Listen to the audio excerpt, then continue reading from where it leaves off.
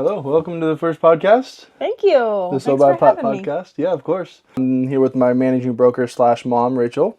Hello. The founder of the Sold by Platt team. So yeah, let's get right into it.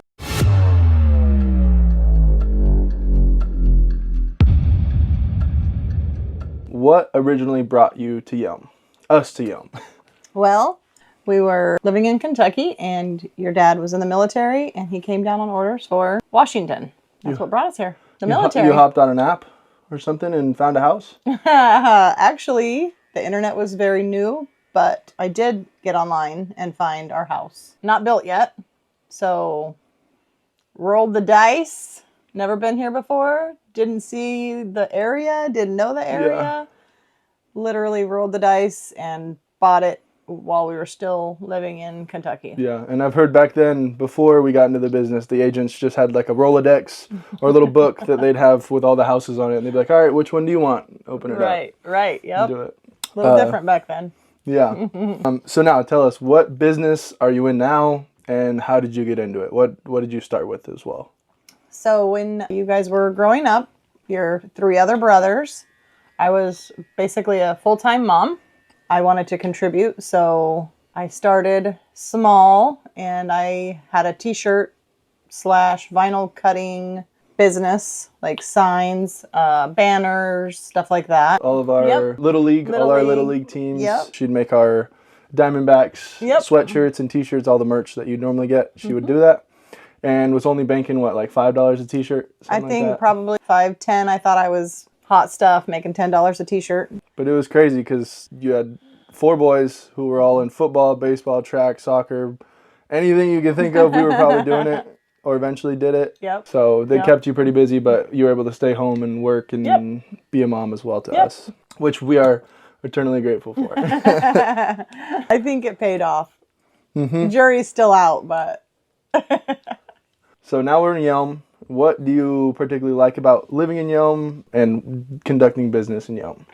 It feels like a small town, but we've got a Walmart, we've got a Safeway. It's not like Rainier where there's no grocery store. You can get most of what you need in Yelm, but it still feels small. Has that small town feel. You can go to the grocery store and run into your friend or family. You can go to the local restaurant and see people you know. So that's what I like. I grew up in a small town and I like that.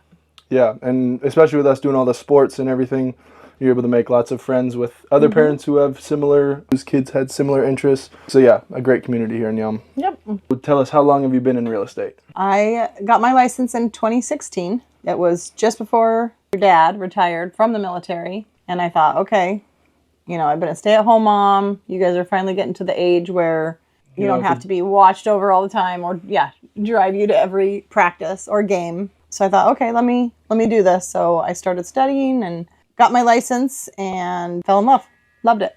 And you started originally with Carrier Capital. Yep. And eventually moved over to... Keller Williams. Yep. Carrier Capital was great. It's a small little boutique brokerage out of Yelm. And then you got your managing broker's license. Yep. What was that like and why'd you do it? Got my managing broker license because I knew I wanted to grow a team. You're supposed to have a managing broker on the team. It was not easy. It was challenging. The content in the practice wasn't easy to study because they were all situation based and not right. Like the other one was very content. Here's the words and here's what you need to know and memorize. This one was like, it can be anything. It was here's a scenario. How would you react? Correct. It was a little difficult, but I did it. Here we are. Nice. Sold by Platt Home Team. And was there ever a thought growing up where you thought you might do real estate? Was that ever popped into your mind at all? Never. Never. I wanted to be a teacher or a nurse. That was always my two things. So Shonda was my managing broker and the owner of Carrier Capital. And we were good friends. And she told me, you should really do real estate. I think you'd be good at it. And so that's kind of what got my wheels turning. And I'm glad she did. And here's a big question that a lot of people want to know. How do you manage 4 kids and a personal life as well as a business life? Not always easy, but I think live by your calendar is the best way I do it. Whenever you guys have an event or I have a showing, it goes in the calendar and then I can plan around it. I don't know what they did before. I mean, I guess they carried around their planner, a little planner. booklet. Yeah, but now just Google Calendar is the way to go. Google Calendar. I share it with you. I share it with Dad. So that, you know, Alicia, everybody knows what's on the calendar. Everyone knows the plan. Yep. Nice. So what motivates you during tough times to keep pushing, to keep moving forward? Paying the bills. Bills don't stop. Bills don't stop, even when real estate's slow. So just constantly, you know, thinking about people and wanting others to grow their wealth and, you know, start their journey to home ownership. And the sooner you start, the quicker, you know, you can start that process. Mm-hmm. And we get this question a lot. When is the best time to invest in real estate? Is it now, right before the big crash? Is it, do we wait till after the crash? Do we wait till interest rates come down? Do we buy now? And the best time is whenever you're ready. Whenever it's right for you is when you should invest in real estate. Hopefully sooner rather than later. Yeah, I agree. But the best thing is to get on the right side of market appreciation. Yeah. That way you're not having to pay the price of the appreciation. You have that growing with you.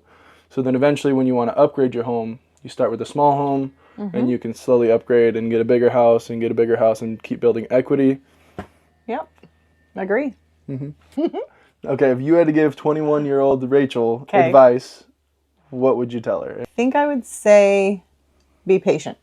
I think I was excited and I was not very patient for a lot of things. Like I wanted to start a family right away. I wanted to, you know, just do everything at once. And I think just be patient. Life is long. You don't have to do everything right away. So can you share with us a transformative experience that has changed your life or given you perspective on how to live the rest of your life? Probably the biggest thing would be being married to your dad and having 4 kids, and he was in the military, and I had to, you know, hold down the fort and take care of you guys. And sometimes he was gone for a month or 2 or 3 at a time, and I think that really just taught me how to dig deep and take care of business and keep moving forward. Yeah, even when times are tough. Give you the confidence to believe that you can do it even if it's hard. And that you have that positive mindset going into it. Okay, and finally, would you rather have an endless supply of coffee during long days of showings and work, or would you rather be able to conjure up any document and have any information at just the touch of your fingertips? I think I would have to say endless coffee, because our amazing transaction coordinator, Shannon, is the go-to for any document or any information. She's like a walking dictionary, walking thesaurus, and so yeah, I don't need that. I'll take the coffee. Coffee and Shannon. What better? There you go. What better combination? Done. Nice. Well, thanks for coming on the show, and yeah.